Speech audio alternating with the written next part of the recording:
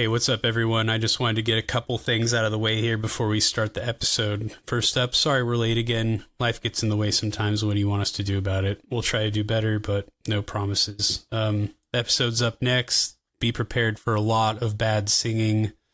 We're not going to change. We're never going to change. Before the episode actually gets started, though, we found something very special you might like. Some of you may be fans of the British documentarian Adam Curtis. He's made films such as Hypernormalization and Can't Get You Out of My Head.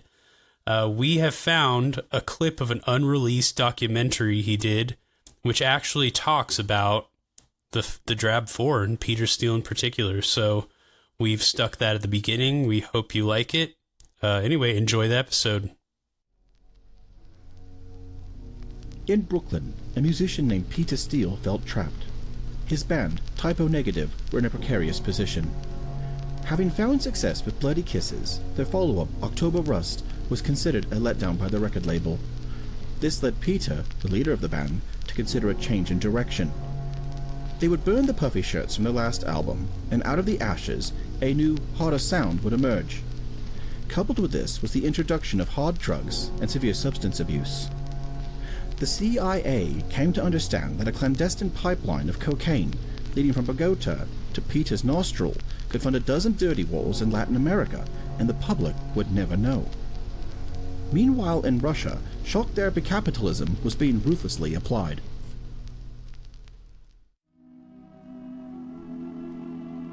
The horrors of Dutroux crimes were too much for the people of Belgium to bear, but an alternative future was nowhere to be found.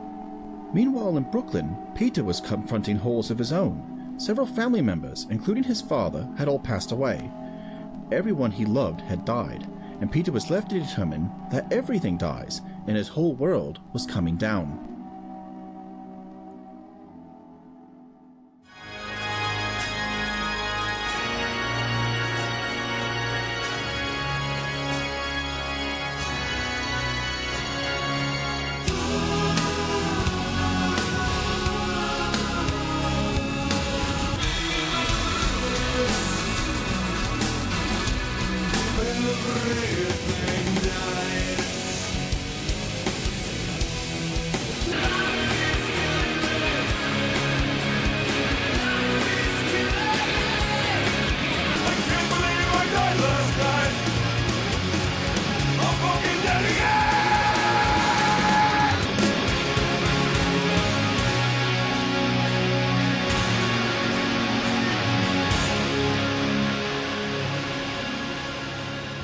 Welcome to episode 9 of Pod is Killing Me. I'm Jesse.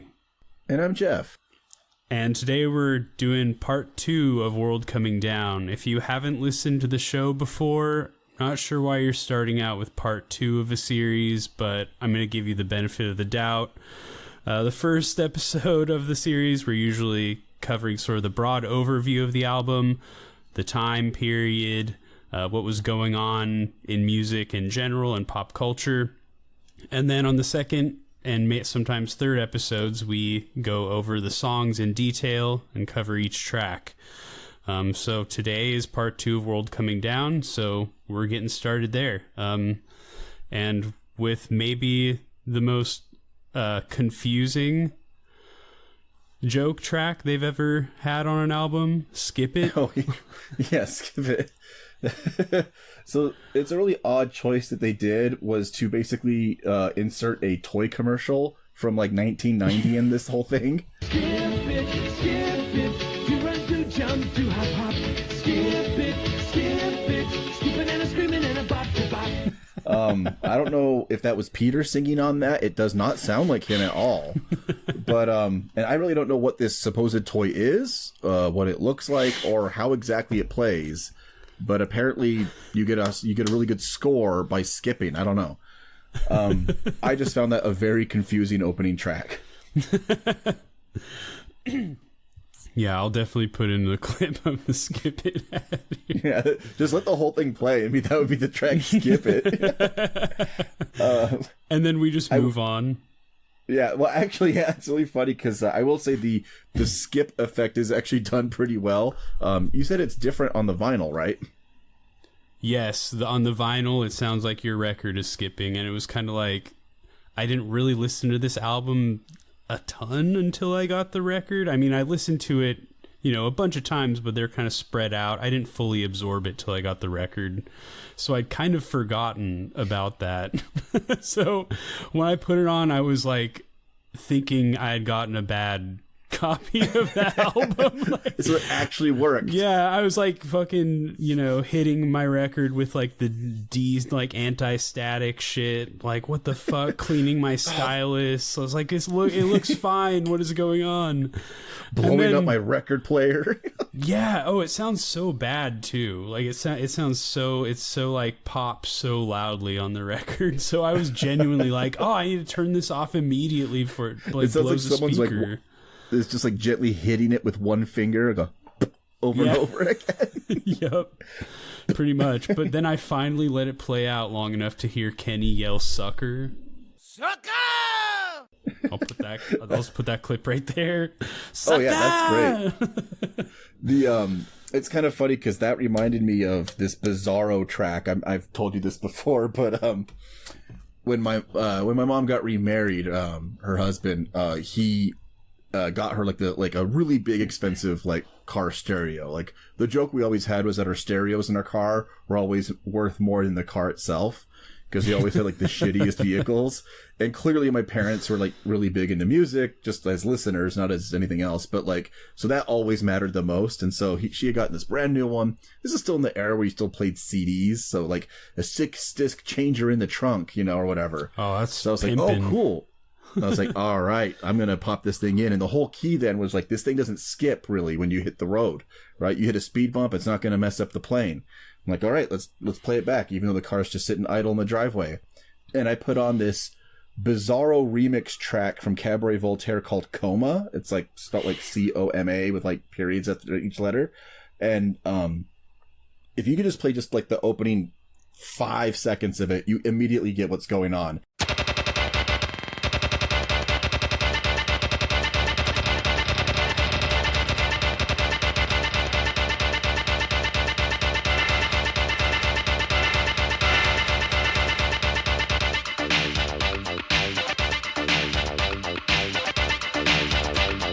It sounds like it's sadistically, violently skipping.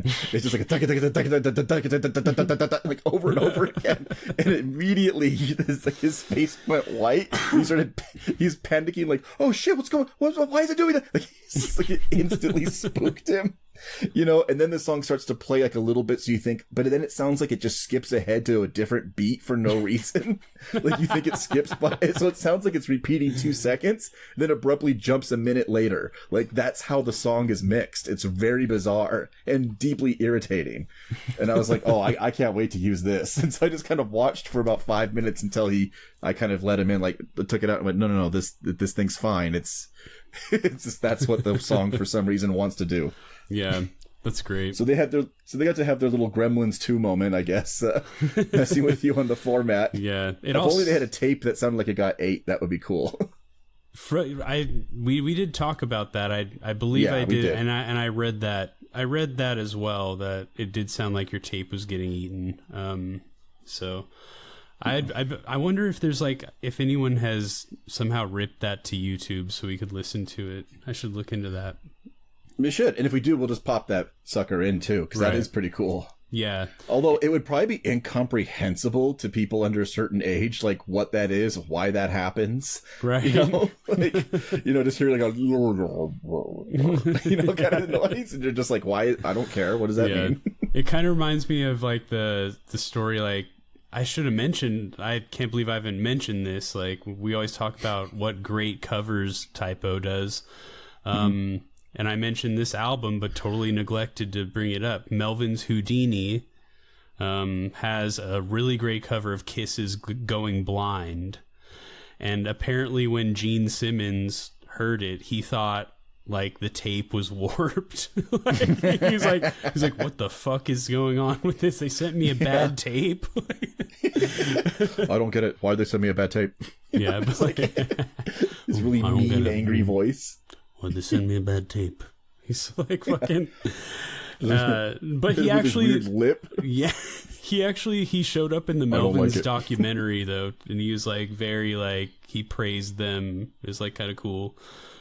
He does kind of weirdly like a lot of heavier music and stuff like that, like in ways that surprise you. Yeah, For a guy who seems to only care about money and women. Yeah, seriously.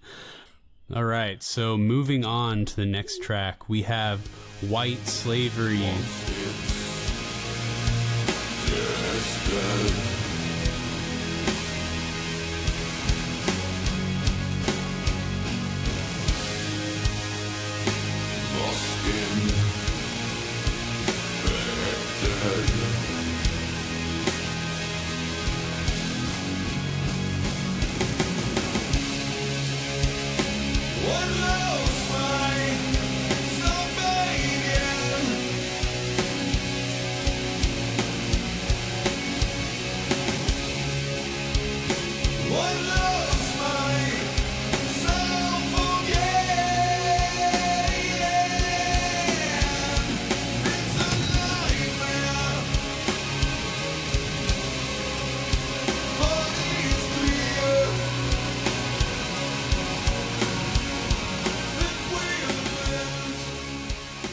This one's the Coke addiction song. Oh. I had no idea, to be honest. Yeah, I thought it was about prostitution, but apparently, honestly, I just thought it was about the Irish being slaves too. But then I remembered Peter's from Brooklyn, not Boston. Yeah.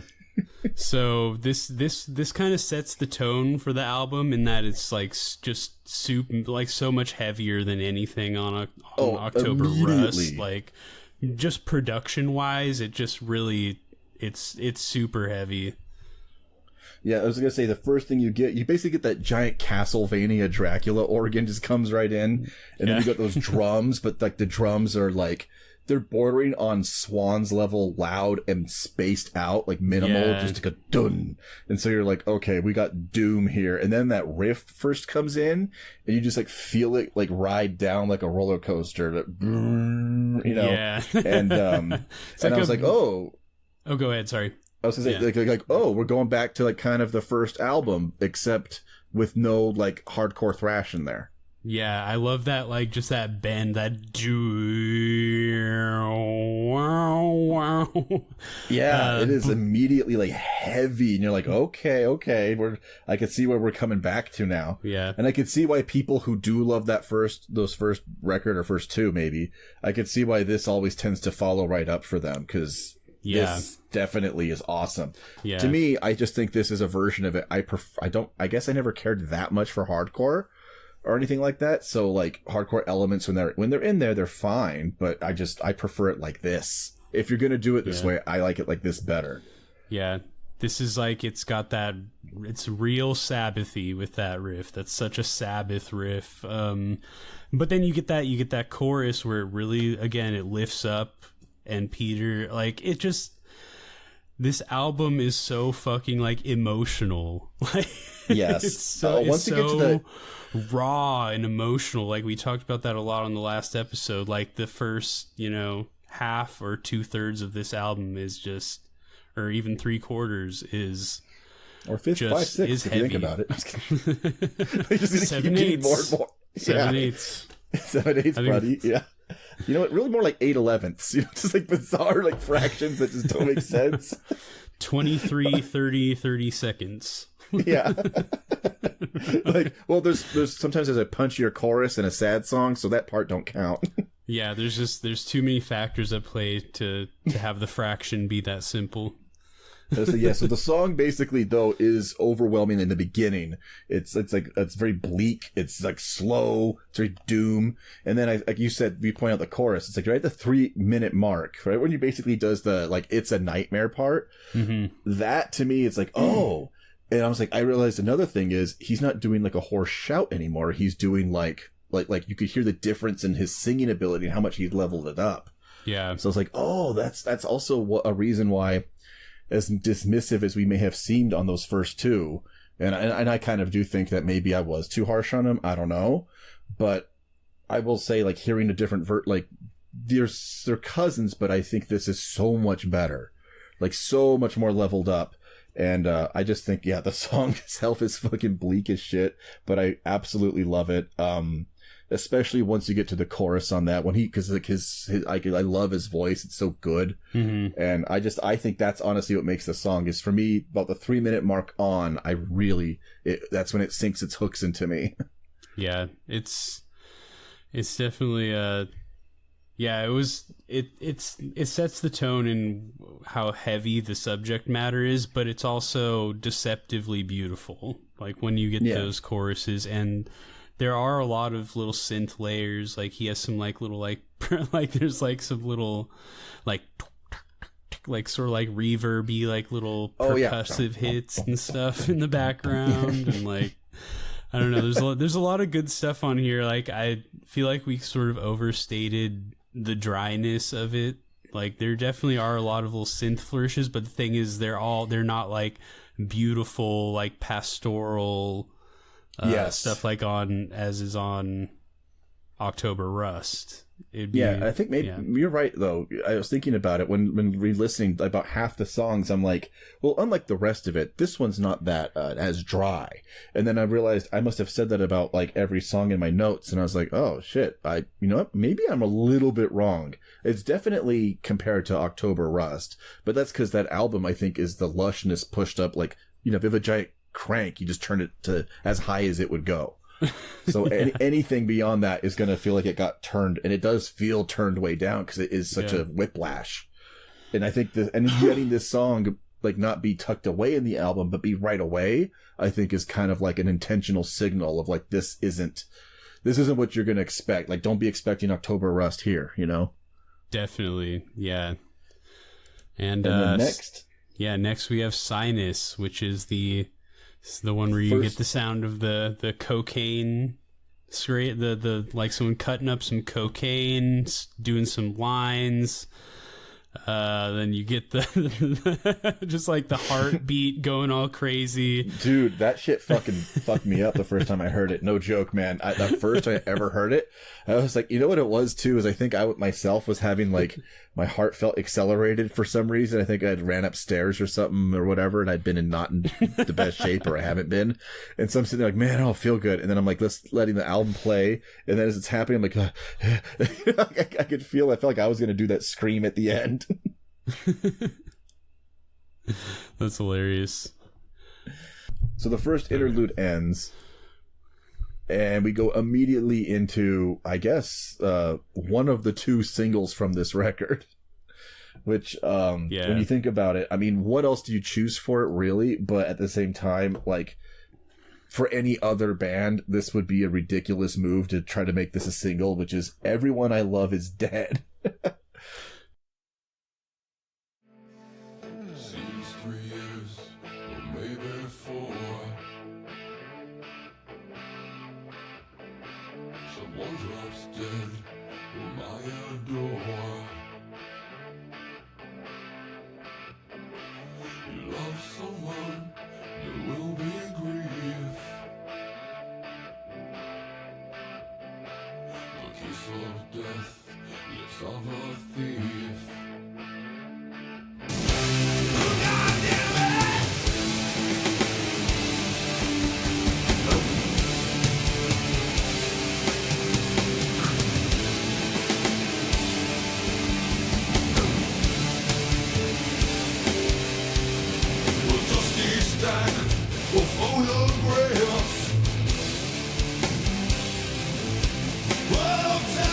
Grind, but mostly left. Commit the past into blue flame. Acrid smoke and unleash shame. God damn it! Yeah. I like what radio station's gonna play this? Really, I just cannot see that. Yeah, and everything about it is a kick-ass song, though. But a this is just great not... song. Not the least, fantastic. not least of which because it has more like oofs and ahs than every other typo negative song combined. Oofs and offs are to Peter Steele what the whoos and woo are to Alan Vega, who does that all the time in his songs. There's a lot of whoa and then a little ooh. He does a lot of those too. Yeah. But yeah, like this is one of the key oof songs, which I always say is just the sound of getting gut punched when like somebody you love dies. Yep, and that's exactly what this song is about. He lost a bunch of family members, and this was his way of dealing with it. Writing a fucking kick-ass song. So thank you, Peter Steele. All I can think to myself is like, everyone I love is dead. I mean, I'm sure Joe Biden has said that phrase more than a few times. This is a fun song to sing along to. I just love doing the dusty stack of photographs. Yeah. Of times I've cried, but mostly laughed. Times. I did not do that so much on this podcast. All the bad singing. Fucking funny. We gotta kick it up. By the time we're doing Dead Again, I want the whole entire episode to just be sang. We'll just sing all this. We'll just sing the songs entirely, and in their entirety. We occasionally interject while singing, like what we think of it. This song was good and not at all bad, you know. Just like, I was gonna say, this song to me has a great main riff, is awesome, and I think one of the highlights, in addition to the oof, the thing that I think makes this song to me is his "God damn it." Yeah, and I think the "God damn it" is 100% the tone that his grief takes on this song. I think there'll be a cousin to it that I'll get into later, but like that key thing to stand out is just the "God damn it," because that is so satisfying every time he says it. Yeah, it really is. It's really cathartic. Yeah, especially if you have a reason to go, "God damn it" yourself. It's like, it's so nice to hear him just bellow that out. Oh yeah, 100%. All right, what's our next one here? Who will save the sane?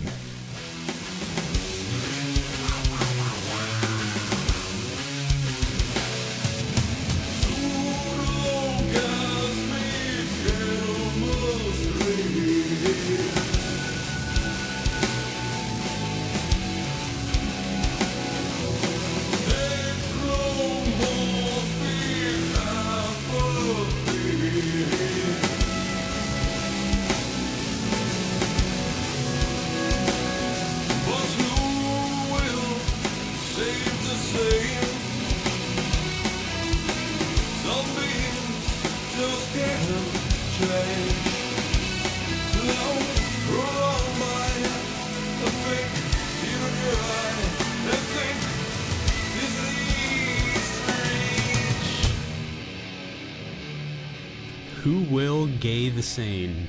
Who will save the gay? I like gay the sane because it's like, who will, like, it's like gay is a verb. Yeah, who will gay them? Gay the sane. I will say for this one, this is actually my MVP for the album, and the one that really, really, really got me. It's kind of hard to explain. The only thing I can say is the verses have kind of what I would call like a swoon feel to them. Like it feels like it, like the way he kind of like do do do do, like it does it. It has this odd kind of motion to it that I really love. Save the sane. He's like, takes a little pause there. There's like a little swing to it or something. Yeah, it's really cool. I really like that. Like the structure, like the lyric and vocal structure to it. And it actually, I will say, this song I think feels more melancholy than Everyone I Love Is Dead. Everyone I Love Is Dead rocks too hard, and the emotion it seems to kind of express is that of like anger and frustration. It's kind of like that version of the grief, hence the God damn it.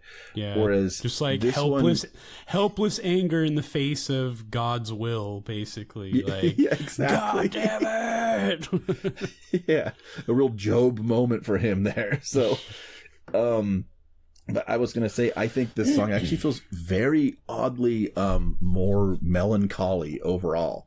Like, Who Will Save the Sane, despite being, I think, an overall what I would call a prettier song, there is something about it underneath where he sounds so sad in his vocals to me. Yeah, it's very like hopeless sounding. Like, yeah, like it really breaks my heart. Some beings just can't change. Like, I don't know. Yeah, it's just like God. Isn't he strange? Like, he does, like he's. It sounds like a resignation, like a helpless resignation to him.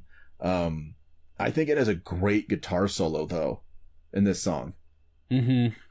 Yeah, I think, and I was gonna, and it's like the first of many that I will notice are really good by like Kenny like really shines a lot on this. And I love the little organ, like little do do do do do, like in the beginning of the song, and then when everything drops out and it comes back again, I think that part sounds really kick-ass. Yeah. The fade out is really, really cool in the song, like the way it just kind of like slowly ends and it just kind of, everything kind of layers up in a really odd kind of way. It's probably a really good example of it not being as dry as you think, you know? So yeah, and also, everything about this song is good. I like the drums on this. I feel like they mix they do more interesting stuff with the drums on this album than the last ones, which are pretty, which feel a little more straightforward. They do some, just a little. It's definitely more like pretty Sabbathy, like that whole outro. That whole outro is very Sabbathy, but yes, it gives it a more, I don't know, instead of just having the more straightforward 4/4 beats, you get like some a swing in there. But exactly, yeah, I completely agree with that. Really good song. This is, according to Genius.com, and 2 people have thumbs up this, so that's pretty much confirmed. Who Will Save the Sane condemns the condescending attitude of people, as well as their fake sympathy toward the mentally ill. I wonder if there are any comments on this. That'd be funny. Yeah, that's something I keep wanting to include is just people's comments, but I feel like Typo Negative fans are not quite as cringe in general with their comments usually. Yeah, I kind of agree with that, because it would be funny to find just some really hilariously odd, disgruntled people out there. It just amplify that voice. Give them a platform. It'd be funny imagining Peter being a mental health guy. Who Will Save the Sane? Which brings us to our new sponsor, BetterHelp. Just kidding. Yeah, exactly. A BetterHelp. Who will save the sane? BetterHelp will. Yeah, the AI that will misinterpret your problems and cause you will immediately call the police and have them immediately do a wellness check that results in you getting airholed. I just feel sad sometimes. He's suicidal. Or if you express any negative thoughts in your mind or something, immediately just alerts the FBI. So next up we have another interlude track. This one is Liver, and this one is a little confusing to me. I'm not. It's always it's just like someone. It's funny. It's like a car door and someone running. Here's what I think happened with it. So you kind of hear obviously Liver's about alcohol, right? The guy's drinking. And it sounds to me that maybe he got into a car and then for no reason at all, he just abruptly died. Just all sitting in the car. Yeah, he just sat down and just kind of put his head forward. That was it. and then they found him and someone had to call the police, and whoever answered had to give out the big scream. It's like gets in the car and it just explodes. He turns the ignition. It's called Liver, but it's clearly the work of a car bomb. Oh, his damn liver, you know? Oh man, what like right before it explodes, you just hear, "Oh, my liver!" Cause of death, obviously the explosion, right, Doc? Believe it or not, it was actually his liver. The guy's like, "My liver hurts." Bam! Instantly, the whole car just goes. Catches air too, goes up like 3 stories. Yeah, so this is the description of liver from the typo negative fandom.com page. It says, "This one is about dying from alcohol intoxication. It starts out with audience cheering, then many sounds in it, such as footsteps, a car approaching slowly, and a shotgun fired that immediately followed by an ambulance siren. The soundscape ends with a young woman speaking on the telephone and a man screaming in pain and or terror." Does this person only understand everything is 100%? Like, did he not actually listen to it and he just had it like on his TV where it just had captions, shotgun blast, woman scream, you know, like whatever. And he just told himself a story through that. I love it. I feel like that some reason this was just stolen from like a Mothers Against Drunk Driving ad. You know, which like the meanest joke I ever heard was, what are they complaining about? They're not moms anymore. Yeah, they're stealing valor. Come on. Yeah, exactly. Come on, call yourself something different. Come on. They're actual there's still moms out there that have kids to take care of. You don't do all that work. Yeah, exactly. You ain't a mother no more. That'd be so... Jesus Christ, that's so fucking mean. I feel like there was someone from like an alcohol lobby at some point, like, what do we do about these women, you know? Someone's just like, just privately through memos, you know, they just said some shit like that. Right. But anyway, I do like that there was an attempt at just like old-fashioned radio serial play, like sound effects to tell the story. Because the first one, it's a direct cause and effect. You can hear he snorts, the heart rate goes up, he dies.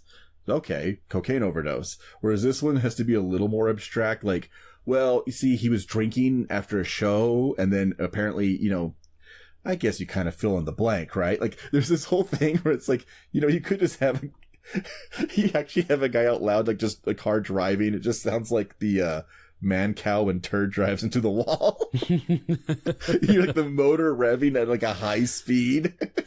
But then you just be like, what does this have to do with your liver? So you have to explain, well, once again, yeah, that's from drinking, not your liver. You know, like, at least sinus, it goes directly in.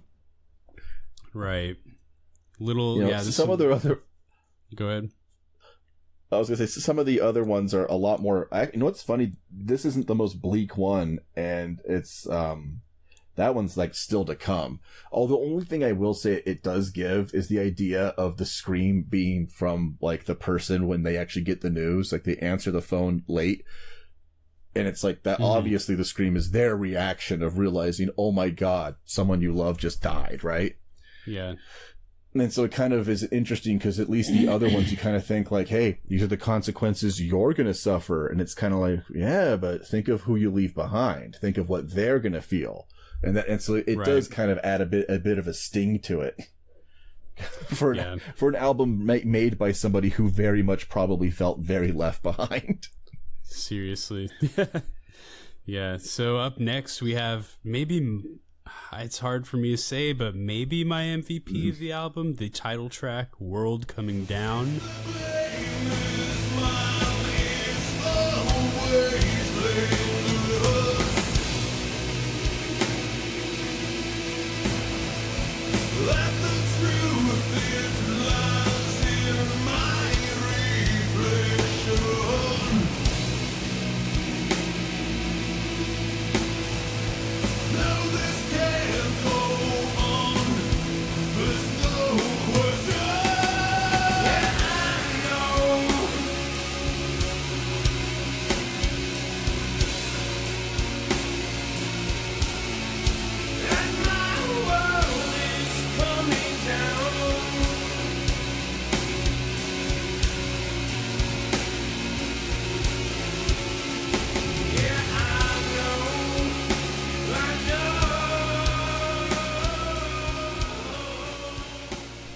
I love this one too. I fucking love this song. I mean, like I've said on previous episodes, I'm always, if anytime a heavy song has a sitar in it, I'm like, that's my shit injected into my veins.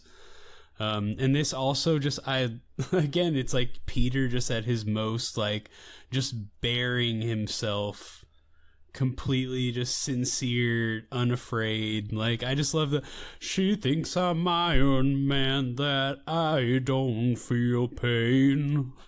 Yeah. No, like, it's such a good song.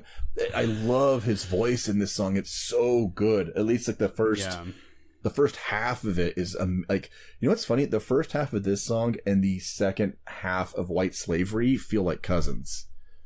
I feel like I could switch from, like, the first way he sings in the first half of this with the, like, it's a nightmare. I feel like I can make them interchange.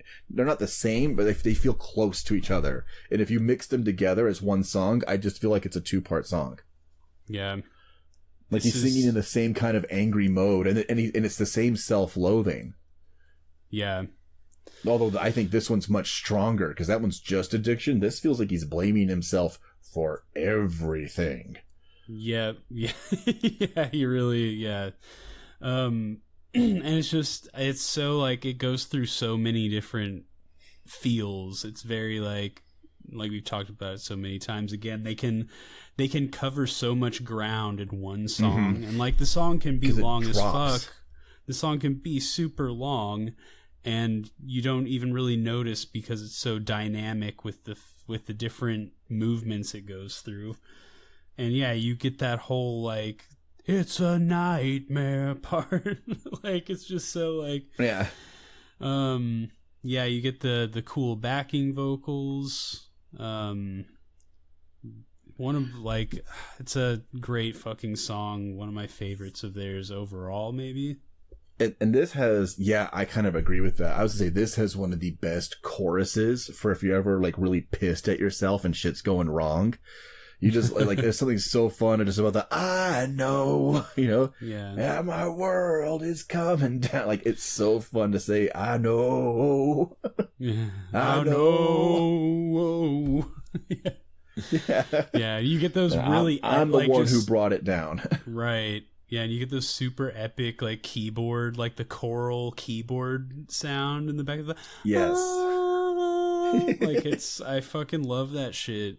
Like, the key... It's amazing. Like, yeah, I've heard people shit on, like, the way his keyboards sound. They do sound like a little stock sometimes, but it works with the vibe of the record so well that I can't shit on it. 100%.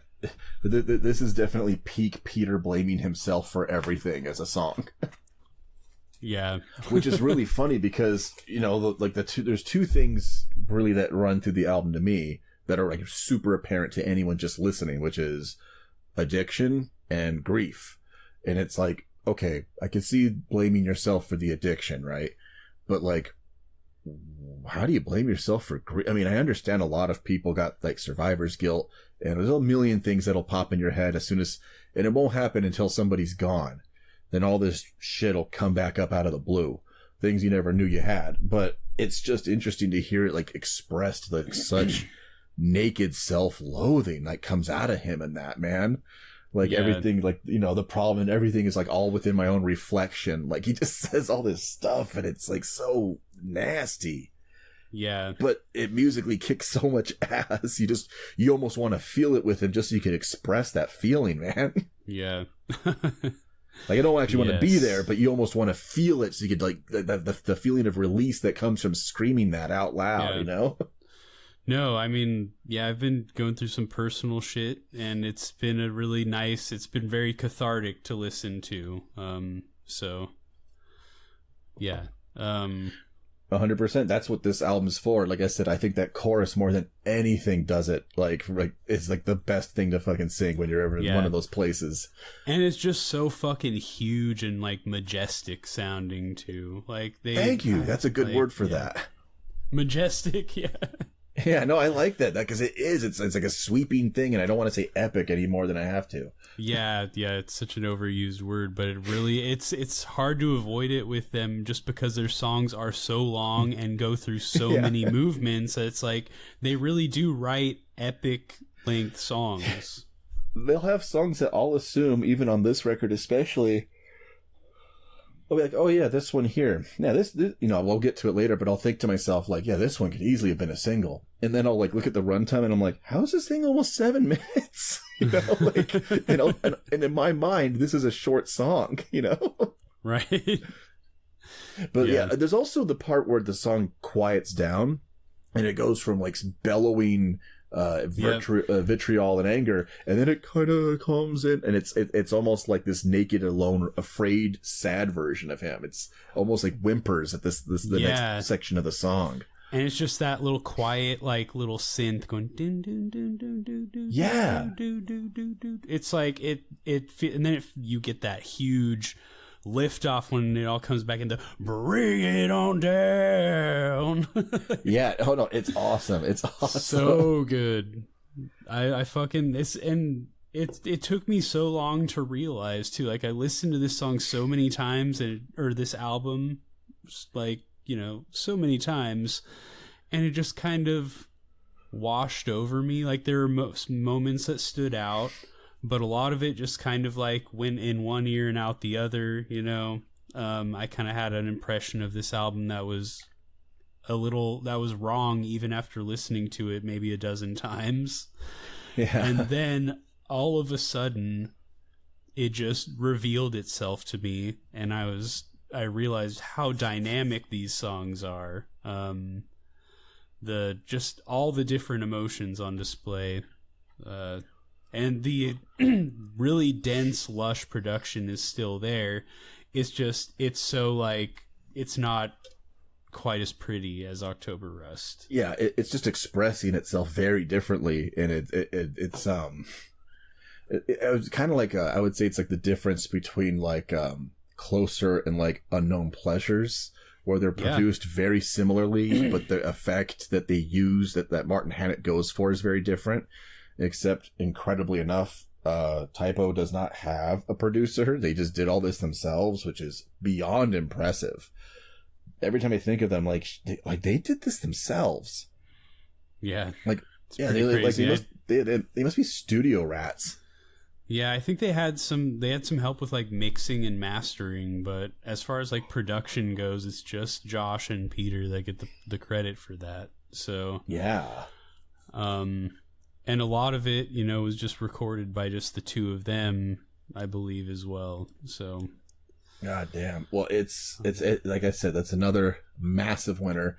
I have a hard time thinking if I had to pick 3 songs from this record, I'd have a really hard time picking what they are. Like I could think of like right away, like, oh, what about that? What about that? And then like next thing I know, I'm like having to like do a Sophie's Choice of which one do I get rid of, Yeah. And the next song is another winner in my book, Creepy Green Light.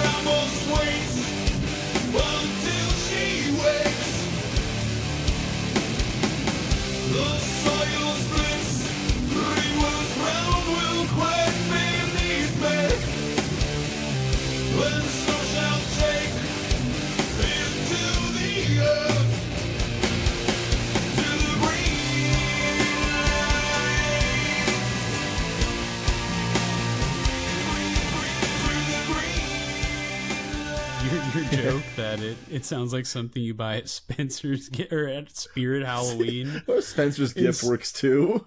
Is just so fucking hilarious. But yeah, this is again, like it starts out so quiet and then it all just comes in, and I love the synth on this song. And just the weird backing vocals. I'm not really sure. It's like, oh, green light, do do do do do. It's like, oh, green light. I fucking love that. No, from Spirit Halloween, creepy green lights. Buy two for $5. And in the background, you get your. But I like the opening, like what I call like a crawling bass from him, as it just barely opens in the beginning before anything else comes in. Yeah, and you're like, oh, okay, like we're going for like a very, instead of a doom atmosphere, we're going for, lack of a better word, a creeping atmosphere. Like it feels like I said, it feels like it's crawling at you. And the chorus is massive and anthemic, Yeah. That whole like shadow domain, like it's really, really good. I was gonna say, so the song itself is really cool, really kick-ass. Let's see, I would say it's around the 3:20 mark is when all of a sudden it just turns into a Pierce Symphony of the Night song. It's just all organ. And I was like, okay, I'm gonna fight Dracula again, I feel like I'm going up and down the clock tower stairs, just collecting as many hearts as possible. Leaving the screen, then coming back so you can just like grind out more hearts. Yeah, exactly. And then but then those guitars all come back, they all kick back in, and then it sounds like it could when it comes back, it feels like it could have been from like Slow, Deep and Hard. Because you have like the big loud organ and then everything coming in together, but it sounds like heavy and stuff. And I was like, okay, that's another little, like, I could see why the fans of that first album really do like this one the most. And actually, if anyone were to put this as their number one overall, I don't think I'd really argue with you. I think we both are obviously October Rust guys. Because we're straight and we like women, but I'm just kidding. I'm not all like, boo-hoo, I'm sad all the time, but yeah, which also I would just like to add, we received all of your applications for the research position, so keep sending them to fuckyou@shutup.net, and we'll keep reading them, fellas. Yeah.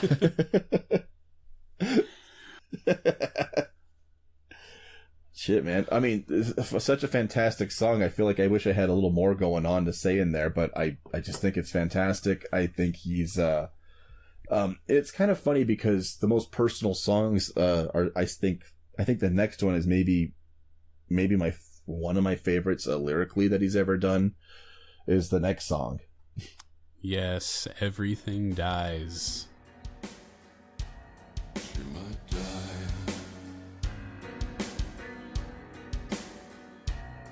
The mind grows quiet fit. She will die. Still looking for someone who was around. Barely coping. Now I hate myself. Wish I'd die. Everything dies. Everything dies.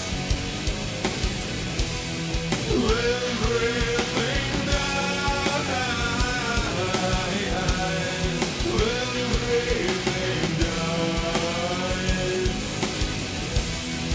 Everything.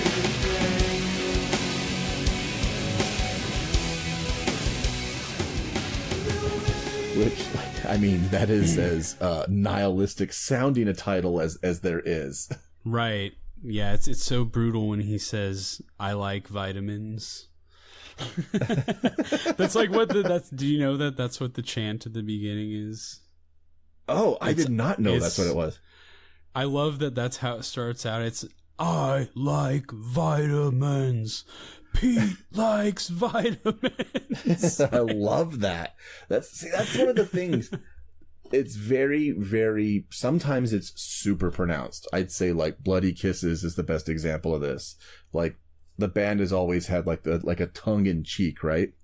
October Rust has what you had referred to as like dire sincerity. I would say, but it still had its moments. It still had like jokes in there and things like that. You still had songs like My Girlfriend's Girlfriend. This one doesn't really have, I don't say, like a full-on joke song by anywhere on here. Rather, either things are just delivered in a way that feels kind of funny, or you get this other thing where you get something like this where there's a joke in there, but you wouldn't know it if you didn't know to hear for it. You know what I mean? Yeah. Like it just sounds like chanting. Like, yeah, and it's like this is what's funny. I say Everything Dies to me is the entire album in one song. It's the most if you wanted to represent one track to go, what does the album sound like? I would use this one. Because you get that opening, right? It's incredible. And it sounds like a loud, like, martial parade, like a metal version of like a goddamn, like, Nuremberg rally almost, because of his, super now we know heavy. what he's saying. Yeah, the call and response chant and everything that we now know what it is. And but then around the 120, it just suddenly shifts. And then suddenly you got like the piano, and it becomes much more melodic, softer, almost minimalist. And then he just starts singing about individual people he lost, and he fears he will lose in the form of like his mother and, his girlfriend, she will die. Yeah. And so I always say Everyone I Love Is Dead is like the angry song. It's the God damn it, right? In there. And this is the vulnerable cousin. It's the whole no why part that he's doing, and then he's just like, oh God, I miss you. Jesus, for some reason that part just guts me when he does that. Me I too. really miss you. Yeah. Oh my God, I don't know. Like that part always hits me like right here, and I think that might be his most tender and vulnerable moment up to this point in their career. There's another standout, amazing solo from Kenny, and the final minute reprises the same heaviness, but I think with more added atmosphere stuff going on from Josh. Yeah. This is one of their signature songs, in my opinion. It's like, if you're trying to show someone what Type O Negative sounds like, you have to show them Everything Dies, even though it's like maybe one of the more embarrassing ones, because it is so like, once that heaviness drops out and it's just the piano and Pete, it sounds so, it's very like, I'm not going to say it's cheesy because I fucking love it, but it's so like, there's no like pretense, there's no like posturing whatsoever. It's just like guys playing music and expressing themselves in a very soft and touching way. That feels like for some reason, if like Mr. Van Driesen from Beavis and Butthead was like encouraging them to play, like, why don't you two learn how to express yourselves through music? He said express, it would just somehow like, and that would just go over their heads entirely. Yeah. And like I said, it reminds me of Mark Cohn walking in Memphis. Everything just does. You guessed it. Mark Cohn. Mark. In like a normal voice. Yeah, you guessed it. Speaking of Everyone I Love Being Dead, there you go. Yeah. R.I.P. Norm. Yes. Yeah. Rest in pieces. I don't know why I said that. What are you, Freddy Krueger? Oh, I had a bad dream there.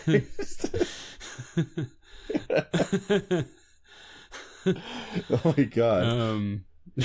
Yeah, this song is just it's a gut punch of a song.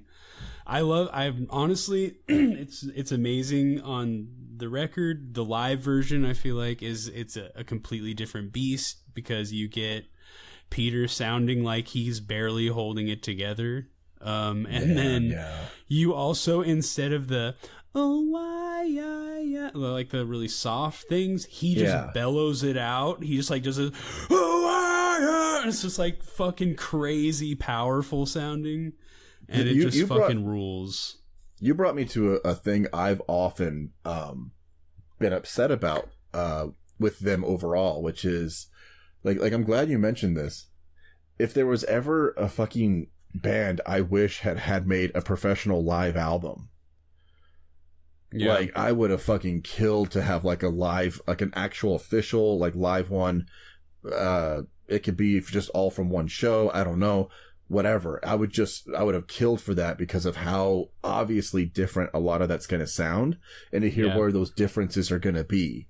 Like they aren't going to be one of those bands who recreates it 100% perfect. In fact, that it's almost the selling point is hearing, well, how do you do this live? You know? Mm-hmm. And obviously I'm sure October Rust songs would come in for the most change, but then in things like this, it would have a different emphasis. And so certain things would just, instead of like kind of hitting you in a soft way, it would just like smack you over the head, you know? It would just be amazing. So that just, you just made me think of something I had written down a while ago, which is, God, why didn't they ever make a live album, or why did they never record anything for one, you know?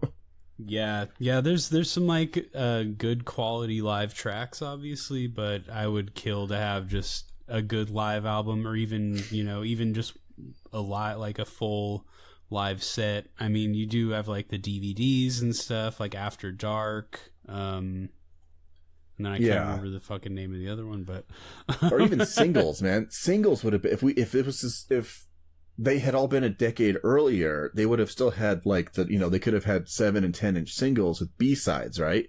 And in the case of some albums, those B-sides, especially on 12 inches, they don't have enough B-sides to fill them. So sometimes what they would do is have like really cool live songs from the previous album on the previous tour take up B-side space.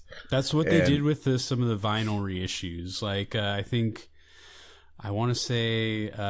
it's Dead Again, because it's a triple LP. So the second half of the third LP is just some live tracks from assorted shows.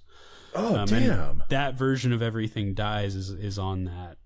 So like the Bizarre, it's like Bizarre Festival. I think it was 99 or 2000.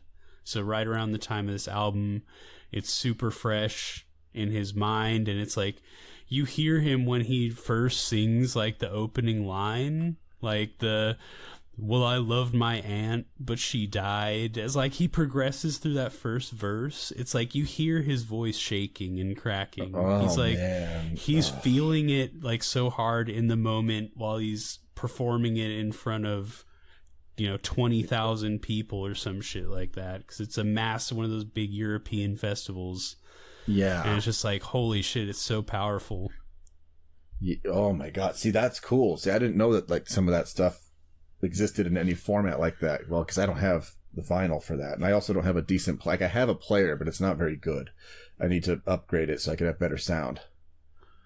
Otherwise, I'm just listening to a crappier sounding version of any record I do buy so far. And I'm like, okay, I need to upgrade this thing. But but I will say, like, this is an excuse to kind of go over the fact that like of how he like this is maybe the most obvious expression of his grief in a different kind of way.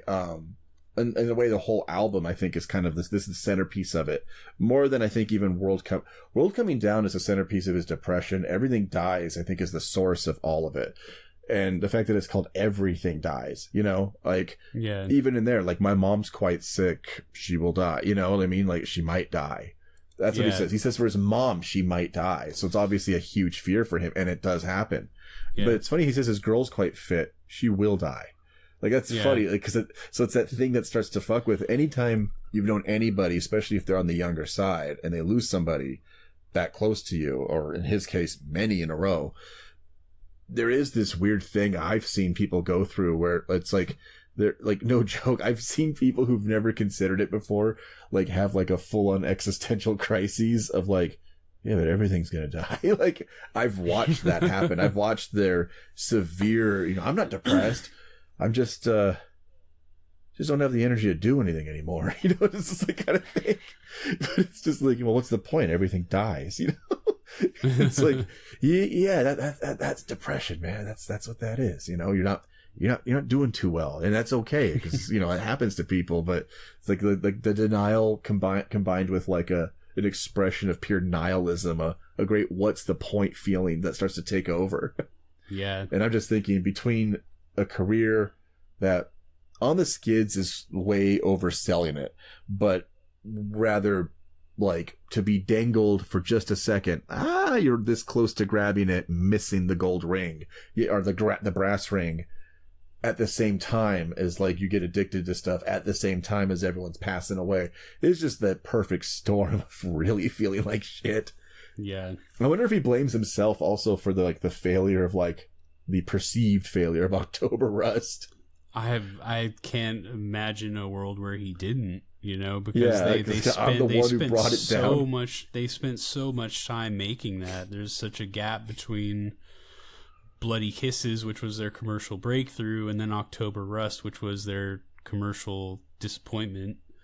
It's interesting the change that they go through with that, because it's like 91, 92, 93.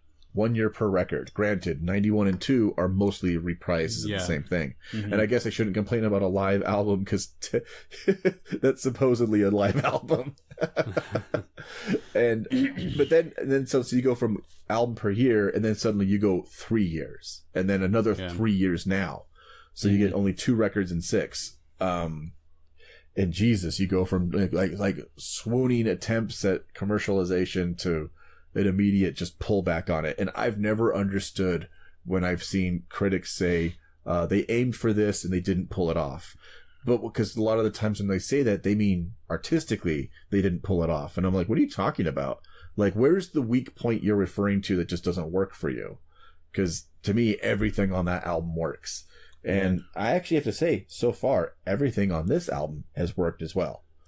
Yeah. And I think this album, more than anything, is I think it's their strongest, most cohesive full album in terms of it being a single theme. Like this and October Rust, I think both matches that. I feel like even Bloody Kisses feels kind of like the original track listing kind of jumps. You know what I mean? You'll have a song like, you'll have Christian Woman, but then you'll do Kill All the White People. Then you'll have Set Me on Fire. We Hate Everyone. Like, it goes here and there. Mm-hmm. These two here feel super fucking cohesive. They are album statements that are meant to be played front to back. I'd say the only thing that maybe breaks that up with this one is the Beatles medley at the end, but it's not like it sounds out of place, but maybe it's just not within the overall theme of the album. But actually, I think you might be right on that part. That is true, and we're definitely going to get to that one, because that's a good point, man. I never considered that. But yeah, so next up we have the next little soundscape, Lung, which is maybe the most harrowing of all these. Oh, yeah, from very personal experience, I could say yes. Person struggling to breathe, or maybe like dying of emphysema or lung cancer or something like that. The death of Joe Camel graphically portrayed. It's just a big camel there, like, just that. Like I said, I had said earlier, but like I said, it reminds me of the ending of the album version of Blasphemous Rumors, which is just the gasp breath rhythmically every so many seconds apart before the album just fades. And that's a song, of course, about people, nice and young and healthy who are seemingly killed or incapacitated seemingly at random. And just the way it just feels like, God has a sick sense of humor. And I'm like, well, it can't be too much of a coincidence that I'm thinking of the exact same thing here. Yeah. Yeah, but it's another one of these little awful interludes, but this is where the album sort of takes a turn. You get worst interlude, and then you get a little spot of brightness here with Pirate Ablaze. Yeah, some relief. Yeah, and I feel like how is this not one of the singles? Again, it's it's a little... That's my note!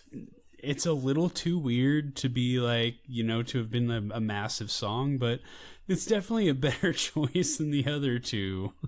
Yeah, 100%. I will say this has maybe their poppiest chorus. Yeah. Yeah, I love think this that. does. Yes. Yeah.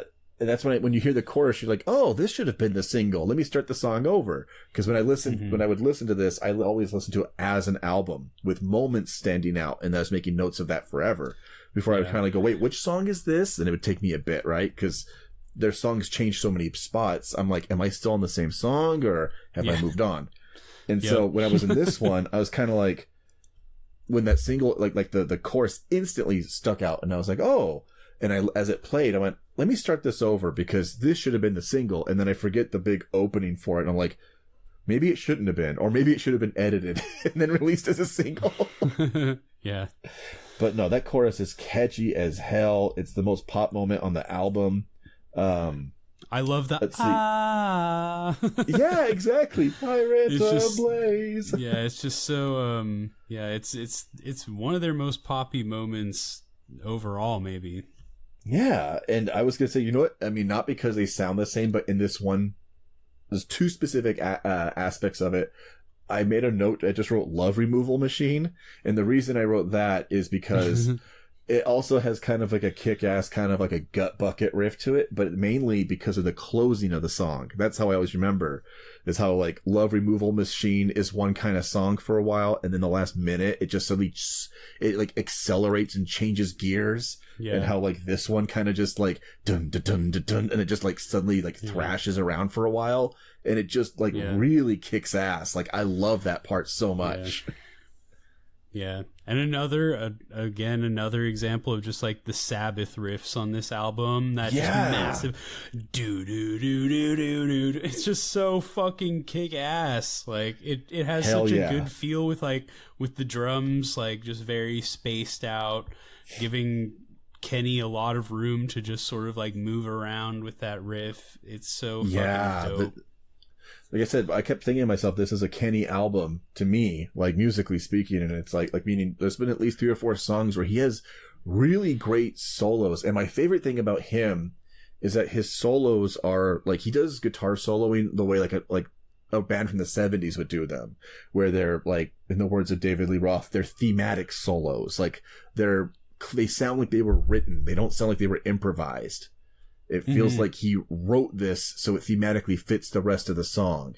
And it does. It's because they're so melodic and they feel so intuitive with this. Like when I'm hearing it for the first time, it's going exactly where I'm imagining, as I'm like I'm moving my head, and it's like, yep, every spot's hitting right where it's supposed to. And it makes total sense.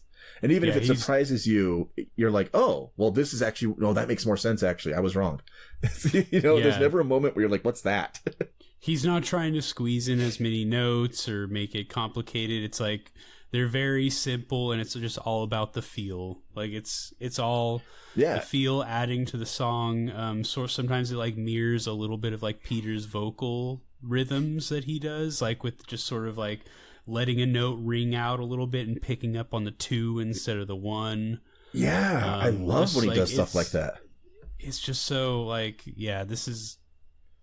The guitar work on this is really sick.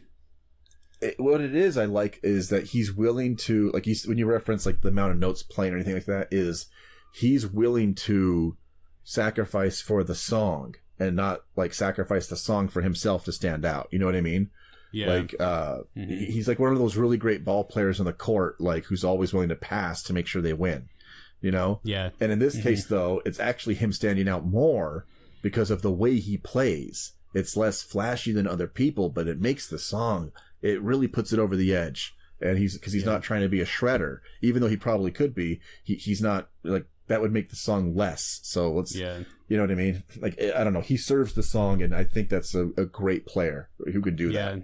I think it's harder to make a really simple solo sound cool than it is to make some really shreddy, like, technical metal solo sound cool. Like, that's cool. It's like, oh, look how whoa, how's he doing that? But it's like, if you're playing 3 or 4 notes over and over again, it's hard to make that shit sound good, and really hard. Does. Yeah. Oh yeah, and it's fantastic every time. So and this album, more than any, I hear that because like I was thinking in October Rust, it always felt pushed far back. Like it always felt like it was like you'd hear it and sometimes you'd forget it was there. I'd be like, God, it feels like there's barely any guitar here. And it's like, no, it's just part of an overall mix. Whereas this one, like you said, it's Sabbathy. It's like this big doom riffs coming in, and and that's why the solos I think stand out more, because it's like other people got out of the way to make this a heavier album. And so everyone kind of serves, that's the tip of the spear it's going to get you, and everything's around that. It's the core that everything's around.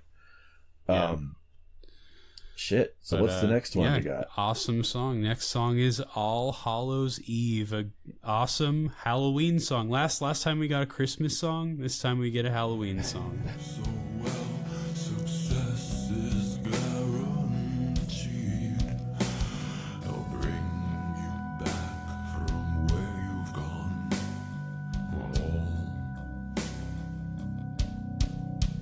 Hallows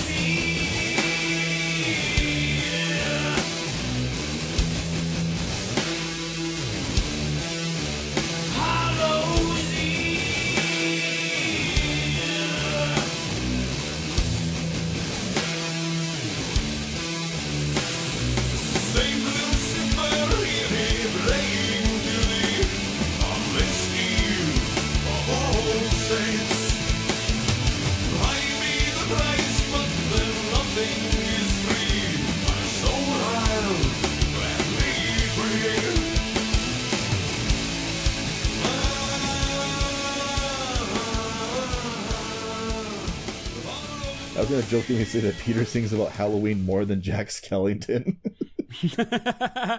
This is actually a B-side from the Nightmare Before Christmas soundtrack. Yeah, the song about Oogie Boogie called Creepy Green Guy. This is another not too far removed from the Creepy Green Light lyrics.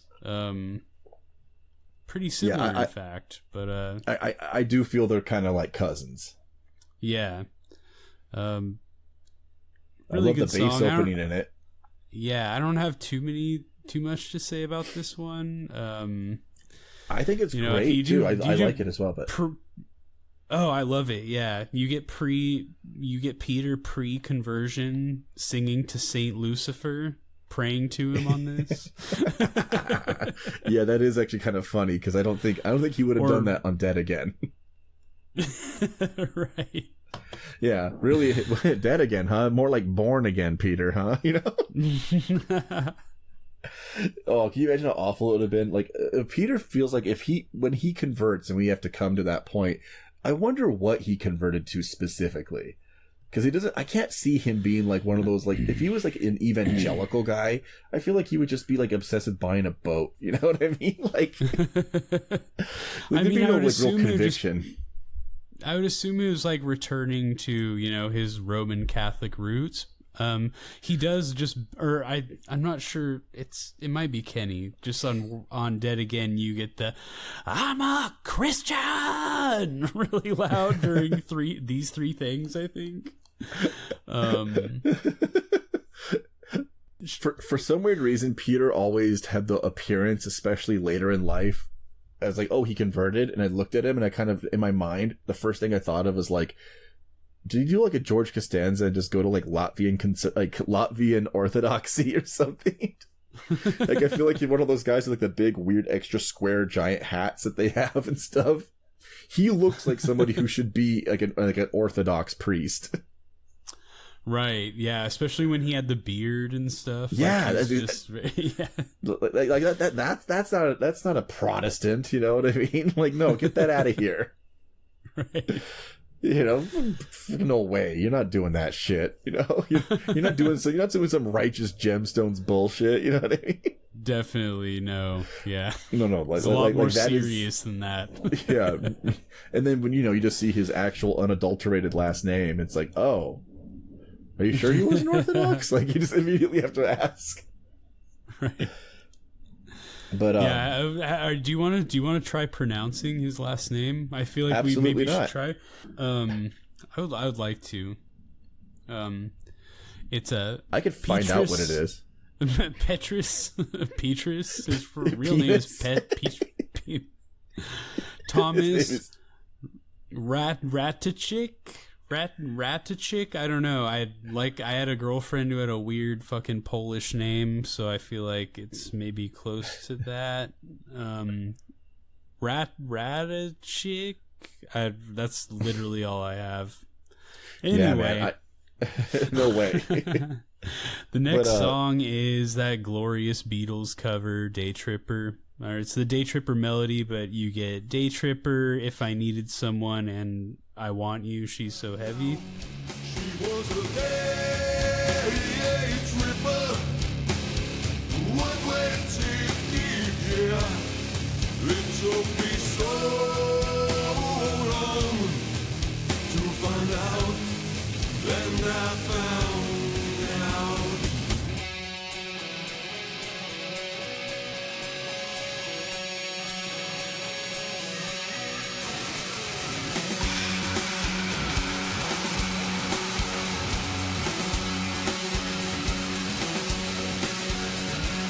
If I needed someone to love, you're the one that I'd be thinking of.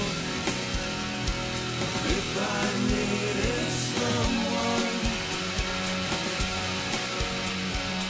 if I had some more time. Yes. This one's really fun. Weirdly enough, Day Tripper seems to feel like it has the most oomph energy next to Everyone I Love Is Dead. Yeah. Even just like, yeah, exactly. Which I'm sure, like, I wish Howard Stern would have played that for Paul McCartney. Oh God, I would love to see that. It's such a fucking interesting take on it. And then you go into If I Needed Someone, which is almost just like a straight cover, and so is She's So Heavy. Honestly, those are both like pretty faithful. So Day Tripper to me does for it kind of the same thing that they did with Summer Breeze, and that they just like, what if Sabbath did this? Yeah. I will say though, I do love the chorus, the way they do it, what's slowed down. She was a day tripper, you know? Yeah. Like, I think that part sounds really fucking kick-ass. I love when it goes into If I Needed Someone, though. I think that part too. sounds gorgeous. And for some reason that I cannot place for the life of me, it reminds me a little bit of Can't Lose You. Just kidding. Obviously, it's because of the Beatles influence and I can't make it up. Even though I had just described it so vividly back then, you know, just to completely forget. Yeah, I love If I Needed Someone. It's such a fucking good song. And it sounds like production-wise, it sounds like they added like more later period psychedelic Beatles sounds to it. Yeah, around you get it. those weird like vocal. It's like in the background. Yeah, they kind of remind me of like, it bird reminds me of like sounds and Tomorrow shit. Never Knows. Yeah, it's a fucking amazing. They do such a good job. I'm like, usually Beatles covers are just so bland, but of course Typo Negative knocks it out of the fucking park. I would fucking kill if I could to have had them do like this period of them specifically, have them have done Tomorrow Never Knows.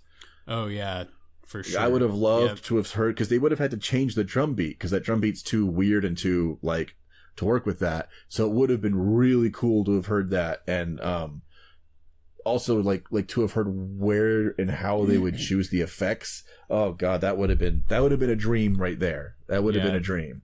I mean, I think I've said it before, but I would love just a whole album of Beatles covers from them. I love the Beatles, and they obviously love the Beatles because they spent so much of the fucking recording budget on getting these 3 songs. Oops, yeah, I guess no one told them that in advance until they're like, not only are we going to do a Beatles song, we're going to do 3 in 1, so we got to pay the licensing 3 times. Yeah. Charged them, what, $75,000? Something like that. I think it's like 65 or 75. Josh said it was like just like a real struggle to get the label to approve it, but he and Peter really fought for it, I guess. I imagine how they would feel if like, okay, so we're going to pay for this, and then they're like, so okay, let's hear which one are you what are you covering for the single so we can make our money back?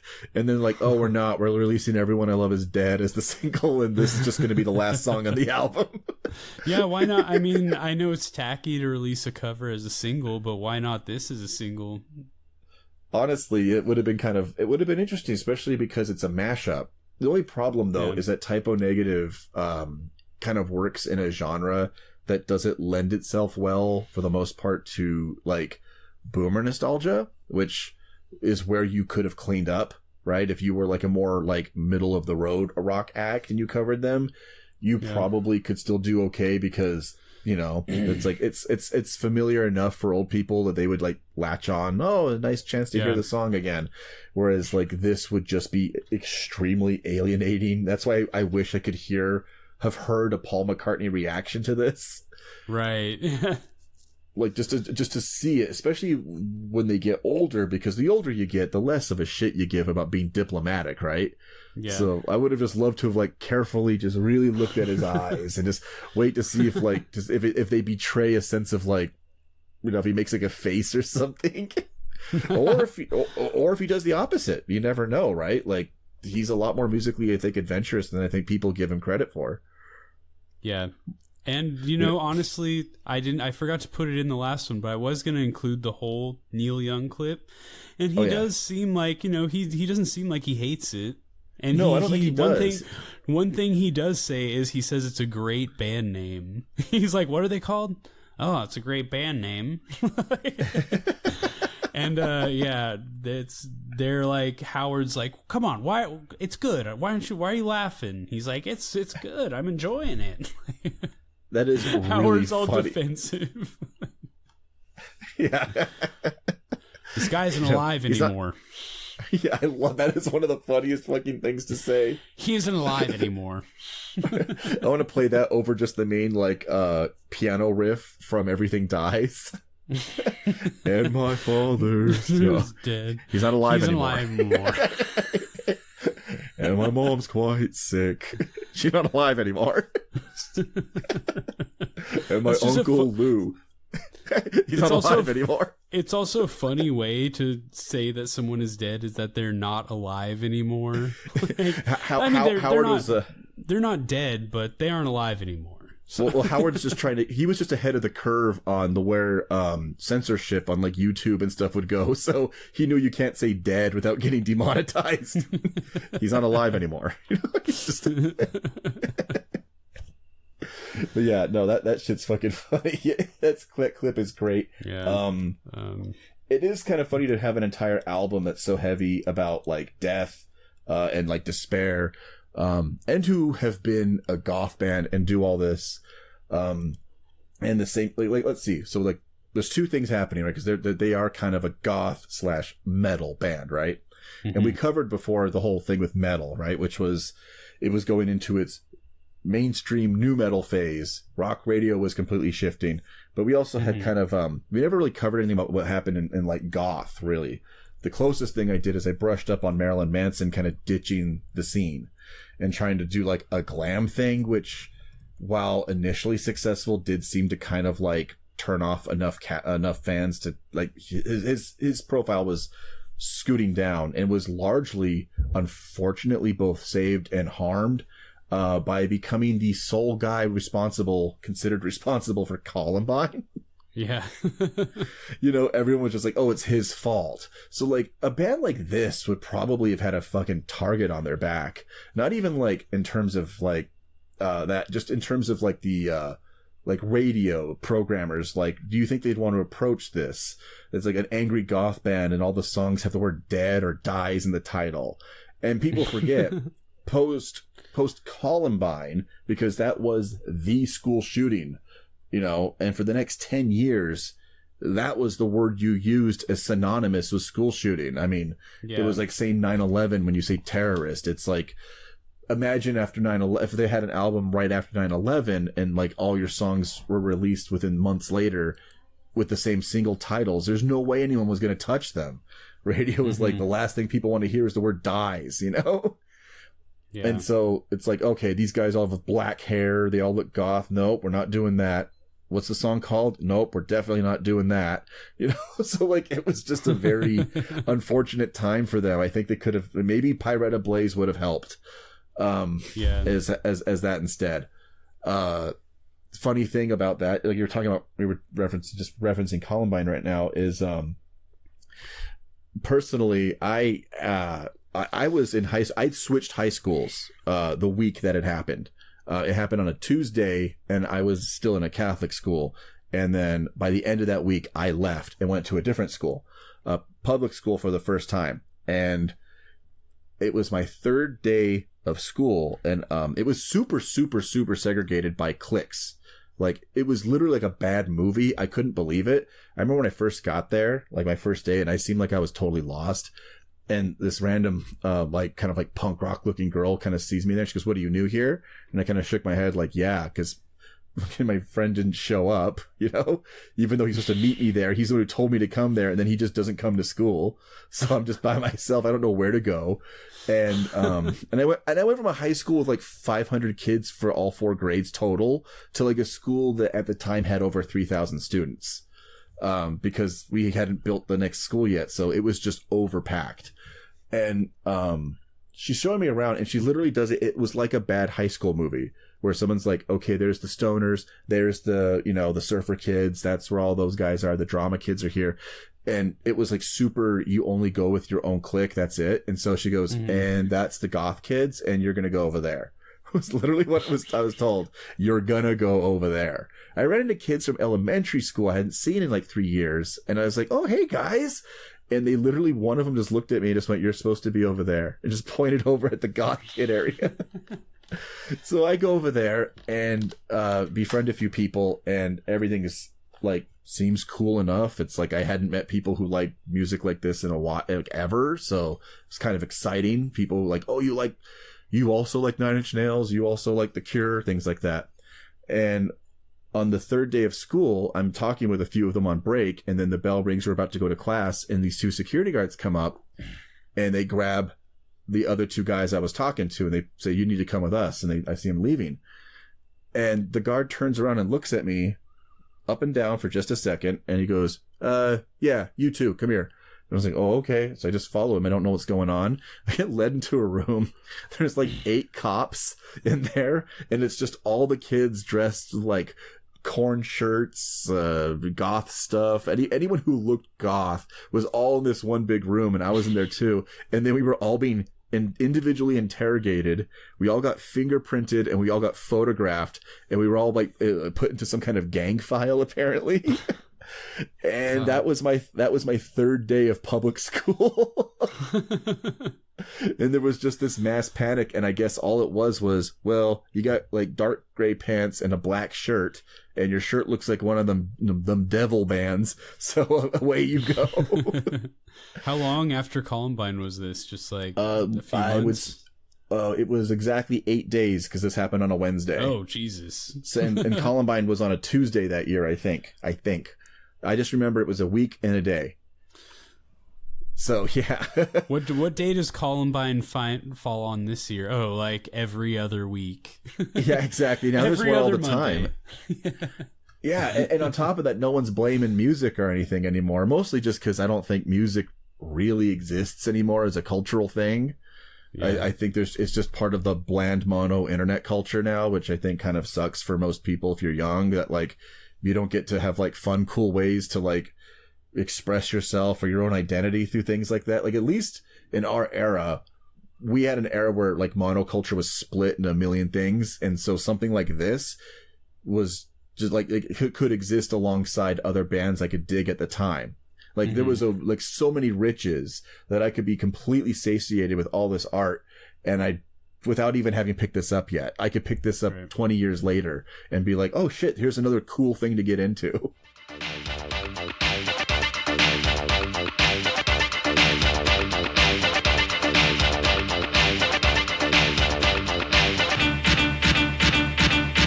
All right, so now it's time for covers. Jeff, what's your cover? Okay, mine, I've kind of known this was going to happen for a long, long time, actually. Like immediately. And that was always going to be, and in fact, I had this picked for a long time from them, and I always wanted to know where to put it.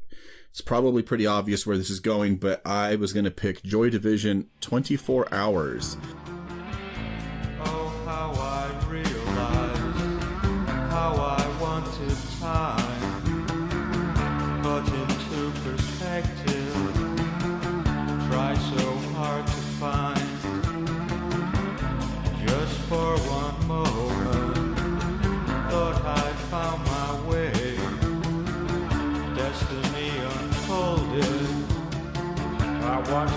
slip away.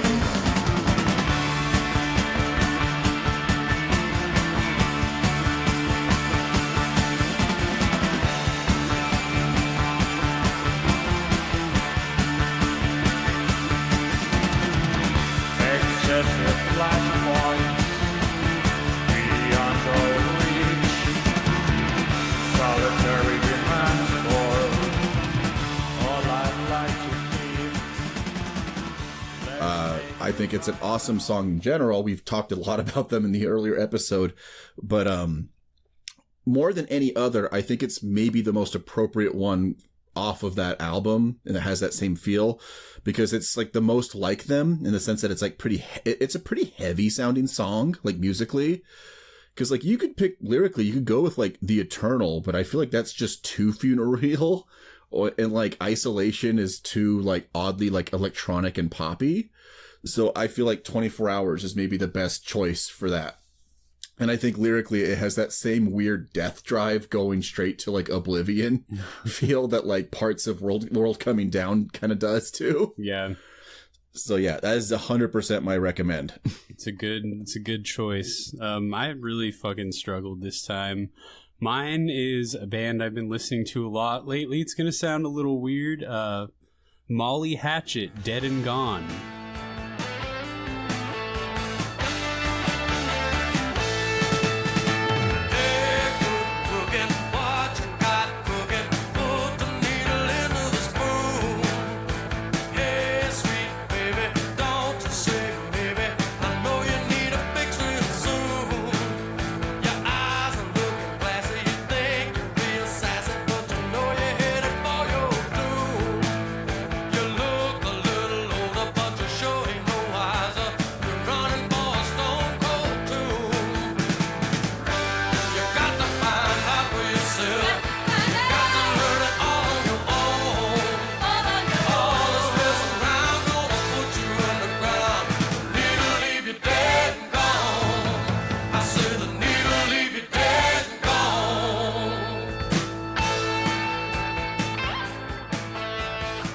This is their song about heroin addiction. It's got some like just great like really like yeah, I feel like it would fit for that reason alone, and it's not too like southern fried. I feel like, you know, you could like make some of the guitar, because they have 3 guitar players, you could change some of that to like, you know, some organ work from Josh, slow it down a little bit, get Peter's baritone in there. I feel like it would change the feel of it a lot, and it would kind of fit. Like I said, I didn't have an easy time with this one for whatever reason, but you know, it's really weird when I think about that fact, because I was thinking about it in general. Even doing track by track breakdown, I found I kind of struggled with this in a way. Like I initially struggled with being overwhelmed by doing October Rust justice, and then I initially came into how I viewed the overall album for this one a lot easier initially. Like, oh my God, because it so much revealed itself to me. And then when it came time to talk, I'm like, I do nothing but fucking indulge myself in like dark and bleak shit constantly.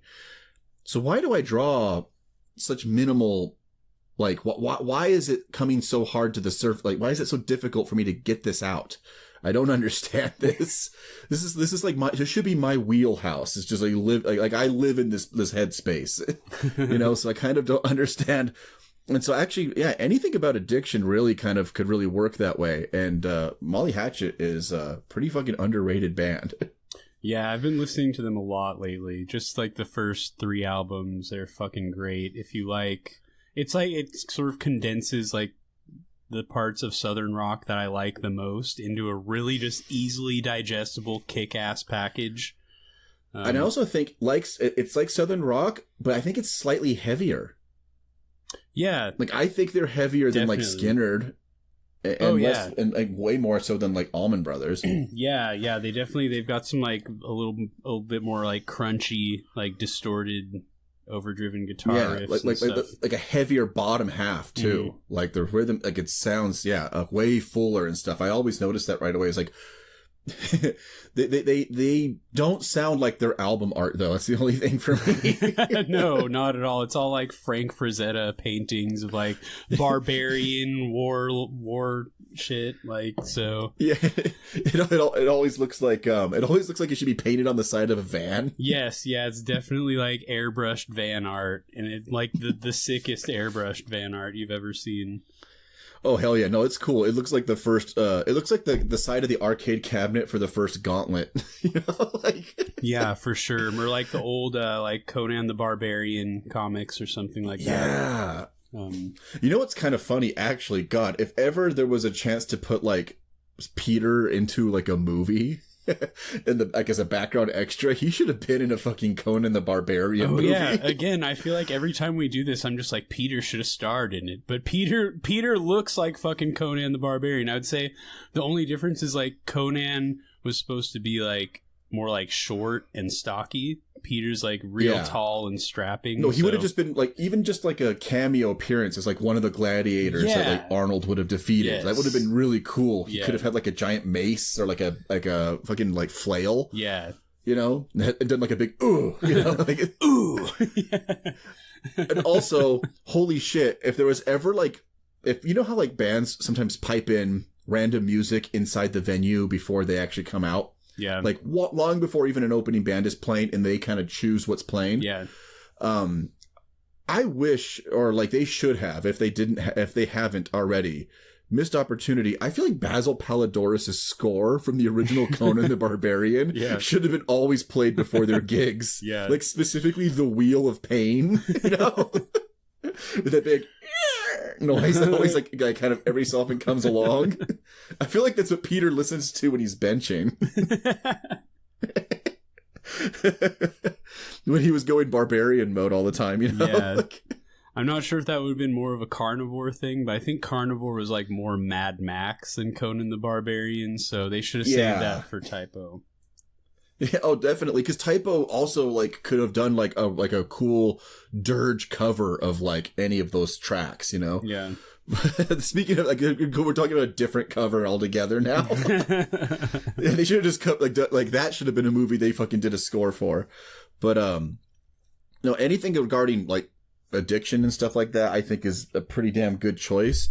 It made me realize something I kind of forgot to bring up earlier is like a cousin of an album. I think that kind of tracks with this one in terms of the same weird sense of suicidal despair. He referenced The Fragile, but Trent seems very like insular, like just to himself. And it's kind of like he's very vague in what it is he's referencing. But I think in terms of hyper specific stuff about addiction, I would say Dirt would be a pretty good like sister album for this. Yeah, I'm glad you brought that up. Yeah. Like no joke. Like songs like fucking like Junkhead and like Godsmack, like all of these songs. Yeah, like awesome, it's just bleak as shit. Yeah, oh god, yeah. No. Now he's not trying to be on Tinder, is he? Why would he? He already fucked Lady Gaga. He's been bragging about that recently in the press. Oh God, he's doing this isn't like a Moby. He's doing humble brags about dating Lady Gaga. I'm like, she needs to come out and fucking like to put an end to this. Put this to bed right now, or confirm it and say yes, but I was 13 at the time. You know, and then he just goes to jail. You know? Do it for the good of humanity, please. Yeah. But yeah, but fucking Dirt, man. Like even like the opening tracks, like Them Bones, like, and here's the difference, of course, is like it's got that like Dave Jordan production on Dirt and everything, so it's a little bit very sleek sounding. Yeah, it's a little butt rock. It's a little butt rock. Yeah, but you know, Typo had elements of that too, like just that like that little drop in there. It's kind of like how you want.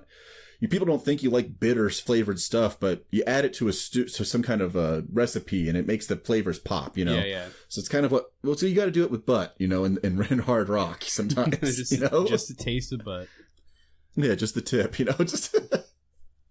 But no, but like I was just thinking, like, because it's got heavier. It's definitely one of their heavier records, I guess. Yeah. And like Rooster not fucking notwithstanding, the rest of it is fucking amazing. And Rooster's good too, but it's just not related to it at all, like, lyrically. I guess Rooster would be the Pyretta Blaze. It's like just completely off topic, you know? But like, oh my god, to have like, that would have been a fucking cool lineup if like somehow they played a similar event, you know? And like, to have had the two of them sing at the same time too, like to have like fucking Peter and Lane fucking like belt either one of their songs out together would have been amazing. Yeah, that would have been really interesting because they're very like opposite registers. But yeah, that's just a random record just to be like, hey, that's kind of like a cousin, I think, in a way to it. Like if you're looking for something in a similar vein ish, like, and you haven't heard that yet, like you could definitely go there. You know, it's not going to be like sludge really or doom. It's more like, cause it comes from grunge. So some elements of that super in there, but not really, but it's still, it's definitely a high recommend. I was going to say this album, if October Rust was like Bram Stoker's Dracula, I have a really hard time thinking, is there like another piece of media that like feels equivalent to this that's like not music? Yeah. And the closest thing I can think of really is maybe just like a 50% of it shares a DNA with something along the lines, the same feeling and drive, like emotional drive, as like Leaving Las Vegas. Yeah. With like Nicolas Cage, it's just like, I'm going to drive here and drink myself to death, you know? And it's just like, and it really is just like, I lost my family. I don't have any reason to be here. I'm just going to just let me kill myself, you know? That's the whole point of it. And it's fucking based on a book by a guy who actually did do that. Is it really? I didn't know that because I'm fucking stupid. I didn't. No, I remember hearing this based off of a book, and then I was like, yeah, right, then some phony that guy must be. And then I looked it up semi-recently, and I was like, oh, he killed himself the moment he was, here's the rights, make the movie, goodbye. And then he offed himself. Jesus Christ. Yeah, and I was like, oh shit, that guy really, you know. You know, I mean, we get a lot of people complaining about seeing phonies everywhere, and I just gotta say, whoever that dude is, he's a real deal, I guess. Yeah, it's like, it reminds me of Peter saying on Howard Stern that he admired Kurt Cobain for actually killing himself. He's like, he actually did it. He didn't just sit around talking about it. He actually fucking did it. Yeah, Peter always expressed what you would call like suicidal ideations constantly. You know, and you remember saying something to the effect of like, yeah, if somebody wants to shoot me, that's fine. Saves me money on a bullet, you know? So I always assumed there's some degree of jest, but it comes up so much, and he's had a history of attempts. It's like, right. I don't know, man. Yeah. I don't know. Yeah, I do feel like, you know, probably going through that imbues you with like a sense of humor about it as well, though. So it's like, that's kind of why he was able to just kind of offhandedly say shit like that. It's gonna do Billy Joel voice and just go, only the tall die young. Well, shit. Yeah. Do you have your recommendation? Again, I kind of struggled with this. I didn't find something that's like thematically appropriate necessarily. Same here. Mine would be, well, yeah, you did. Dirt is pretty thematically appropriate. Oh, that wasn't mine. That was just a thing, just in general to reference. Oh. But that's not my album recommend. Okay. That was just more summing up just talk about the album. Okay. So mine is Neurosis, Times of Grace. Ooh. It came out this same year, 1999.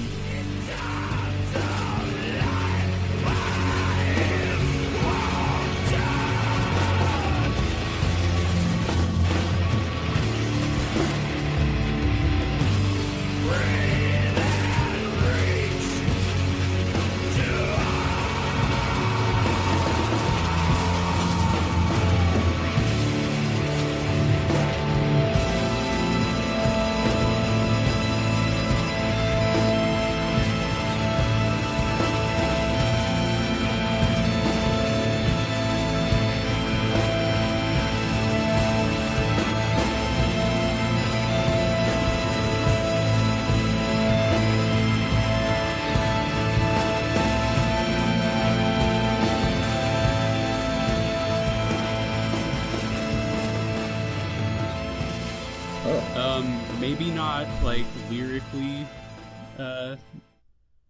this on the same kind of tip, but definitely musically, I would say they're sort of not necessarily two sides of the same coin, but there's like just an overwhelming heaviness there. Yeah, I would. I kind of maybe I half-assed this one a little bit, but it doesn't feel maybe as like in keeping with this album as my last picks have been. But yeah, I would say I don't think it has to be though. Neurosis, Times of Grace. If you like long songs that kind of take you to a lot of different places, cycle through a lot of different kinds of moods, which Type O Negative were great at, you might like Neurosis. They're definitely a tougher listen, I would say. There's not a lot on this album anyway. There's no clean singing or melodic vocals at all. It's just like harsh screaming, and then maybe some like almost spoken word type shit. But really fucking great album. I would say, yeah, just started out. The first track, The Doorways, is kind of going to set the tone for the rest of the thing. And if you can make it through that, then you'll probably like the rest of the album. That's pretty sweet. Actually, your recommendation kind of convinced me. I was debating between two of them, and now I actually changed my mind on it now at the last second. I'm actually going to recommend Nothing. Hell yeah. No, the band, Nothing. Is anyone thinking, like, I'm recommending Nothing?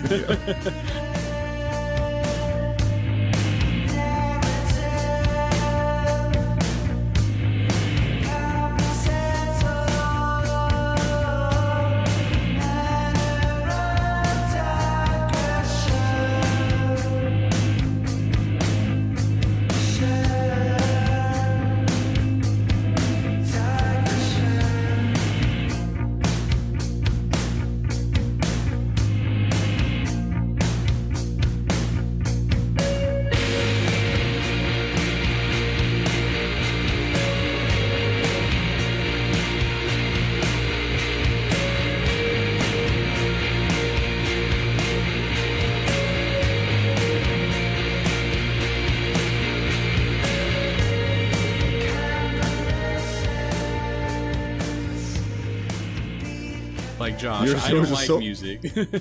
yeah, I'm out of music now. I'm like Shredder. I hate music. But so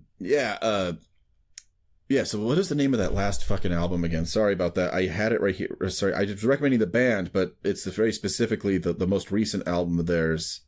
God damn it, where is it? What is it called? The Great Dismal. It actually came out in 2020. This really caught me off guard. I just love the way it's produced. It's a pretty heavier, it's definitely like a heavier band, but their sound is obviously, because it's modern, it's a little more cleaned up sounding. It feels like sometimes there's a handful of tracks that feel like throwbacks to like the 90s in terms of their production though. Like there's certain sounds with guitars and the bass and stuff like that where I'm like, God, this feels like this could have been like a Hum song, or this could have been like something I would have heard from like a different time. I really appreciate it though. He seems to incorporate elements of shoegaze too. Mm-hmm. And I find that is a slight tidbit of DNA that also happens in Type O Negative. Yeah. Except Type O Negative doesn't really do, when people think shoegaze, they always assume it's right away you're going with like My Bloody Valentine. Obviously, I think it's bands like Lush and obviously he's referenced many times, Curve, seem to be more of where Peter's version of shoegaze is. And I kind of think that's kind of also what Nothing does. I feel like they don't do it for like the My Bloody Valentine road where it's extremely like really treble high, like hurt your ears thing. He does it more in the sense that it just becomes like a big kind of gentle wall of distortion, and it just kind of like you kind of ride it like a wave. And it's lower end. So I feel like that's kind of what it reminds me more of Lush, where like it sounds like a jet taking off. Like I always think of that with like Super Blast. That always feels like a jet going over your head, you know? It's a good song. Hell, that's actually what got me into shoegaze. No joke. Oh, really? Yeah, I was just watching like an old live video of them playing that in like Massachusetts or something, like around the era that album came out. Sounds fucking awesome. I'm like, god damn, I was just born in the wrong era. I hate to be one of those guys, but fuck, I wish I could have like seen all those bands. Nothing is awesome though. I love them. Like I've been a fan of them since Guilty of Everything, which is a fucking amazing album. That was like, yes, I listened to that a lot, like kind of like shortly after my mom died. So it's like kind of like it's a hard one to revisit for me, but like, oh god, that was just such a fucking good album and such a breath of fresh air as far as like newer shoegaze went, because it has like, yeah, like you said, it's not like that My Bloody Valentine overwhelming noise. It just kind of has like that sort of, I don't know, you know what it is? Like the atmosphere a little bit. Yeah, go ahead. My Bloody Valentine always feels like it's really treble heavy. One of the things that I remember, I saw them live, I want to say like 05, 06. And I remember they gave everybody earplugs, right? They handed them out to everybody. And so we had to pop them in. And I remember being like, well, this is going to be kind of weird though, right? With these. And it turned out it was really cool because the distortion parts are so high, right? That it's going to fuck up your ears. So by plugging that, when you have that plugged in, all of a sudden I hear the entire rhythm section. Yeah, now. The low end comes in a little more, and you feel the rhythm section. You can still feel the super high like level of noise hitting you, because it's like it's at the peak of what you're able to stand decibel wise. But and the problem with that is, as cool as that effect is, it's better to have it. It's like putting a pillow over a speaker, like kind of thing. Like it makes a whole new sound, so you still need it to do that, and then you got to block it, and then you get a whole new sound beyond that. It's like it was a really cool experience seeing that with them. And I remember the song "Soon," realizing just how much of like a groove it had. Like I never really noticed it quite before, but it's like, holy shit, this is bordering like a Manchester dance song when you like remove the other shit from there. Like you could do like some Happy Monday style dancing over it or something. But yeah, but no, nothing takes from the versions of shoegaze that I like better, because it really emphasizes the lower end of everything, and it's heavy on the bottom. It's bottom heavy. Yeah, like that. Those drums are fucking cavernous. They're massive. Yeah. He has a really great use of like space with it too. Like the song I want to use, for example, which like lyrically I don't really know what it has to do with anything, but is Bernie Sanders. Yeah, I was thinking of that too. And it just like, even that really cool, like they make it sound almost like, it reminds me like a submarine, like that little boom, boom, like kind of noise that it does in there every so often. It's just such a good little thing there.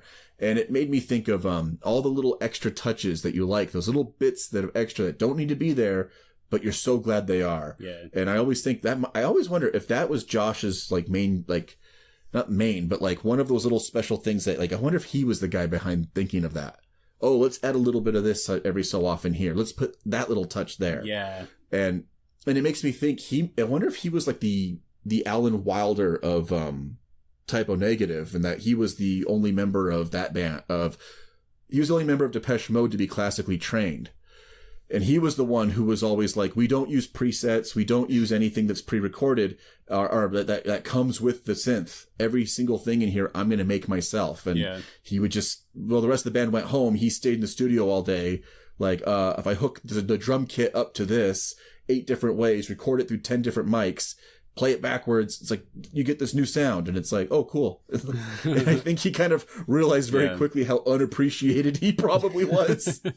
Yeah, I do get that sense, like that Peter was one who kind of like wrote out like the structures of the songs. He came up with maybe like the main riffs and everything, sort of composed them, and then Josh was the one in there being like, oh, we should add this like fucking sound of birds right here, right before the chorus kicks in. It's like, yeah, exactly, amazing. Yeah. Like that just adds so much. I was thinking, like, even in, like, who will save the sane? Like, because you know how it opens with that little boom, boom, boom, boom, like, little organ riff, right?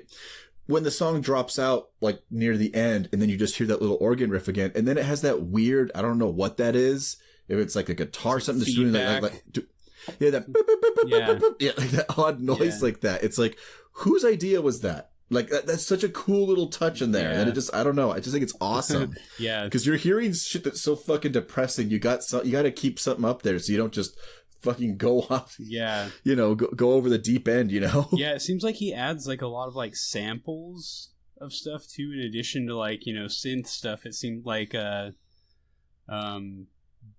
Again, to bring it up, the Day Tripper medley with If I Needed Someone. He has like those Yes. like the little like right when they go into If I Needed Someone, there's like it sounds like kids playing or something with like a delay on. those It's little, like noises. Yeah, like seagulls or some shit. They remind me of they always remind me of specifically. They remind me both of Lucy in the Sky with Diamonds for some weird reason. And it also reminds me of Tomorrow Never Knows. Yeah, I don't know why. I really almost... But I associate those sounds with that. Yeah, I almost just picked a Beatles song for the cover, because I'm like... and one that they've played live, like, I almost chose, like, fuck. Now I'm blanking on the one I picked, but I was thinking about it on my walk with Mac. I was like, they've played it... I can't fuck. What the fuck? It doesn't matter now, but I just again, to reiterate, for like the 4th episode, I would kill someone to get a typo negative Beatles covers record. Oh yeah, that alone be or great. Or just like, good quality, live recordings would be fine. Your recommendation, I see like a notepad and it just says "Love Me Do" and it's crossed off. Love me do. I want to hold your hand. Yeah. I want to fuck your ass. That's the idea, just like ass. I want to fuck your ass. Ass at the end of the last one they do. And they're just kind of like doing this the whole time. Smiling real big. Yeah, real big. I think you'll understand. That shit gets way too fucking fun to start doing. I was trying to think of what the funniest, most out there Beatles song would be that would be the like most incomprehensible for them to have done. And the problem was every time in my head I was going to say one to be funny, all I could think of was, well, actually, that would be kind of cool. What goes on? Actually, I would say what goes on, like the Ringo song. Oh, what goes on in your heart? What goes Octopus on? Garden, maybe. Yeah, just any Ringo song. Yeah, that would probably be about it. Yeah, the Ringo stuff would probably be the or any of like the weird, like the fake honky tonk shit that they did. Oh, God. Because initially I was almost a long time ago thought it was funny, like the idea of them doing Paperback Writer. I love that song, but I'm just like, that would just sound funny for them just because the harmony in the beginning. But then it's like, actually, shit, that would sound cool. They would probably, so never mind. They would probably fucking nail that. I feel like. Yeah, they would never mind. That's actually. They would do it as like an up tempo one too. I feel like since that song. Yeah, is, definitely. Because that should never be fucking dirged unless it's about like you trying to write a book during a writer's strike. But well, shit, man. Well, we got that part done. We're done. We're done. We're done. No more this last episode. Bye. It's like that. It's it. This is it. Stop following the show. We're done. Yeah, because we want Peter to admire us. We're about to do the thing that would make him do so.